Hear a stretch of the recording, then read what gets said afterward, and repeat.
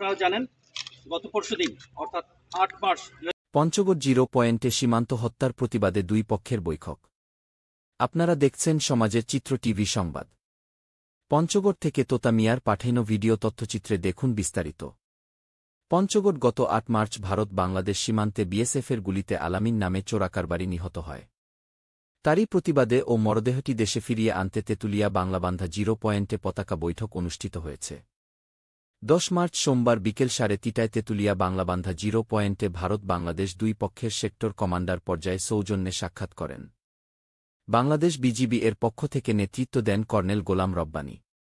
পিএসসিজি sector commander BGB Thakurgaon এবং ভারতের পক্ষ থেকে নেতৃত্ব দেন Shri P K Singh sector commander BSF Siliguri.